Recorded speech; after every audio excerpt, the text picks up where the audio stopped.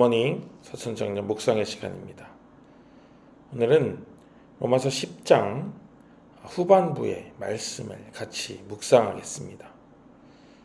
어제 우리는 주님의 이름을 부르면 그들을 다 구원받는다는 말씀으로 끝맺음한 13절을 우리가 읽었습니다. 그 13절에 이어서 그들에게 복음이 전해지는 과정과 그리고 그들을 향해 손을 내밀고 계시는 하나님의 모습을 서술하는 10장의 후반부 말씀을 묵상하면서 같이 은혜를 나누도록 하겠습니다. 성령 임재의 기도로 주님 앞에 나아가겠습니다. 주 성령님, 우리와 함께하여 주시옵소서. 이곳에 임재하여 주시옵소서. 각자의 처소에 함께하여 주시옵소서.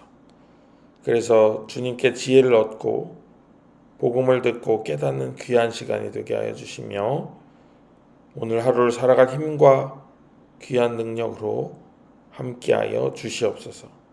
오직 주님만을 바라보기를 간절히 소망하옵고 우리 구원하신 예수님의 이름으로 간절히 기도합니다. 아멘. 먼저 성경을 읽겠습니다. 로마서 10장 14절부터 21절입니다. 그런즉 그들이 믿지 아니하는 이를 어찌 부르리요? 듣지도 못한 이를 어찌 믿으리요? 전파하는 자가 없이 어찌 들으리요? 보내심을 받지 아니하였으면 어찌 전파하리요? 기록된 바 아름답도다. 좋은 소식을 전하는 자들의 발이함과 같으니라. 그러나 그들이 다 복음을 순종하지 아니하였도다. 이사야가 이르되 주여 우리가 전하는 것을 누가 믿었나이까 하였으니 그러므로 믿음은 들음에서 나며 들음은 그리스도의 말씀으로 말미암았느니라. 그러나 내가 말하노니 그들이 듣지 아니하였느냐? 그렇지 아니하니 그 소리가 온 땅에 퍼졌고 그 말씀이 땅끝까지 이르렀도다 하였느니라. 그러나 내가 말하노니 이스라엘이 알지 못하였느냐? 먼저 모세가 이르되 내가 백성 아닌 자로서 너희를 시기하게 하며 미련한 백성으로서 너희를 노엽게 하리라 하였고 이사야는 매우 담대하여 내가 나를 찾지 아니한 자들에게 찾은 바 되고 내게 묻지 아니한 자들에게 나타나노라 말하였고 이스라엘에 대하여 이르되 순종하지 아니하고 거슬러 말하는 백성에게 내가 종일 내 손을 벌렸노라 하였느니라. 아멘. 바울은 오늘 말씀에서 믿음이 들음에서 난다라고 말합니다. 그런데 하나님을 알지 못하는 자들이 어떻게 그것을 들었겠느냐? 그것을 전하는 자가 있어야 된다. 또 그들이 부르심을 받지 않았다면 그것을 어떻게 전할 수 있겠느냐라고 물으면서 복음이 전파되는 과정을 우리에게 설명해 주고 있습니다. 어제 본문이었던 13절에서 주의 이름을 부르는 자들은 구원을 얻게 된다 하였는데 그 주의 이름을 부르게 되는 과정에 대해서 바울은 설명합니다. 그리고 이사야의 말을 빌려서 하나님께서 자신을 부르지도 자신을 찾지도 아니한 자들에게 손을 내밀고 계시는 하나님에 대하여 우리에게 상기시켜 줍니다. 키에르케고르의 말에 따르면 우리 하나님은 믿지 않는 자들 또 탕자를 그냥 기다리시는 것이 아니라 그들을 찾아 나서신다 라고 말합니다. 우리의 선한 목자 되시는 주님께서는 잃은 양 한 마리를 찾기 위해서 99마리를 남겨두고 들판을 헤매이는 그런 모습을 우리에게 보여주십니다. 그만큼 잃어버린 자, 복음을 알지 못한 자가 중요하다는 것을 우리에게 알려주기 위함입니다. 99마리의 양보다 한 마리가 중요하다라기보다는 그 한 마리의 양이 하나님께는 그렇게 소중하다라는 말로 우리가 이해해야 할 것입니다. 또한 복음은 들음에서 난다 하였고 들음은 하나님의 말씀으로 말미암는다 하였는데 우리가 하나님의 말씀을 귀담아 듣고 청종하는 것에서부터 믿음이 생겨난다는 말입니다. 우리가 믿음을 갖게 된 과정을 한번 생각해 보면 분명히 전하는 자가 있었고 그가 하나님의 말씀을 전해 주었을 때 그것을 믿게 되는 것입니다. 그래서 많은 전도자들의 간증을 들어보면 하나님의 말씀을 전하였을 때 그들이 변화된 것에 대하여 간증하고 있습니다. 자신의 경험도 또한 자신이 만난 하나님의 모습도 중요하지만 그것이 하나님의 말씀으로부터 말미암았을 때 힘을 발휘하게 된다라는 그런 간증들이 전도자의 간증인 경우가 많이 있습니다. 우리가 우리 주변에 믿지 않는 자들에게 복음을 전해야 할 텐데 우리가 그렇게 복음을 전하려면 하나님의 말씀을 마음에 품어야 합니다. 또한 우리가 말씀을 품고 그들에게 나아갈 때 하나님은 그 나아가는 자의 발걸음마저도 축복하시고 인도하신다 하는 것입니다. 우리가 뛰어난 언변으로 또 뛰어난 어떤 내용을 가지고 논리를 가지고 복음을 전한다 하지 못하여도 우리가 그들에게 나아감만으로도 말씀을 품고 그들에게 나아감만으로도 하나님께는 칭찬받을 만한 일이 된다 하는 것입니다.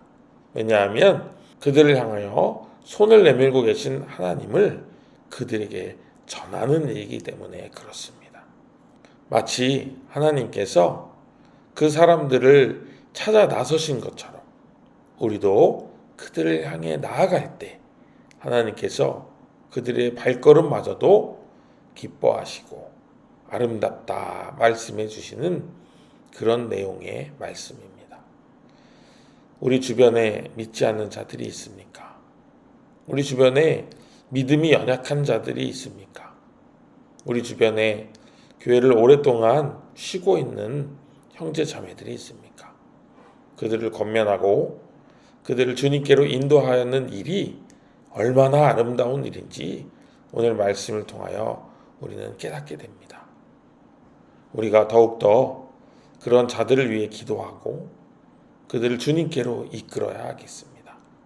그것이 결국 우리의 사명이고 우리가 복음을 먼저 들은 이유가 되는 것입니다. 우리를 하나님께서 부르신 이유가 되는 것입니다.